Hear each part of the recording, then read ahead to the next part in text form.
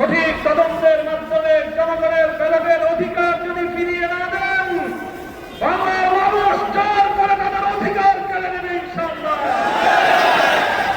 আপনাদের এই প্রহসনের প্রতিবাদ করার পর গোটা বাংলাদেশ জুড়ে আমাদের 11 দলীয় নির্বাচনী ঐক্যের নেতা কর্মী সমর্থকদের উপর যেই পৈশাচিকতা চালানো হচ্ছে, আমাদের বোনদেরকে ধর্ষণ করা হয়েছে, আমাদের মা বোনদের শ্লীলতাহানি শুধু নয়, তাদেরকে শারীরিকভাবে লাঞ্ছিত করা হয়েছে, আমাদের বাড়ি ঘরে অগ্নিসংযোগ করে বাংলাদেশে আবার নতুন করে ফেসিবাদ ফিরিয়ে আনবার প্রয়াস চালানো হচ্ছে।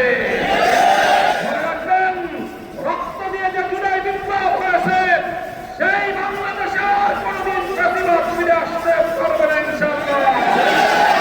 পুরনো ফেসিবাদীদের সাথে সখ্যতা করে বাংলাদেশের রাজনীতিতে যদি তাদেরকে আপনারা প্রবেশ করবার সুযোগ তৈরি করে দিতে চান, সেই পথ ফেসিবাদকে ফিরে আসার জন্য তৈরি করবেন, সেই পথ দিয়ে আপনাদেরকে দিল্লিতে বিতাড়িত করা হবে। তৃতীয় কথা আমাদের পরিষ্কার, শরীফ ওসমান হাদী সহ প্রতিটি হত্যাকাণ্ডের বিচার করতে হবে। জুলাই বিপ্লবের আকাঙ্ক্ষা বাস্তবায়ন করতে হবে। জুলাই স্প্রিট থেকে যদি এক চুল পরিমাণ বাংলাদেশকে বিচ্যুত করার ষড়যন্ত্র করা হয়, জুলাই যোদ্ধা আবার মাঠে নামবো, আবার মাঠে নামবো, আবার মাঠে নামবো।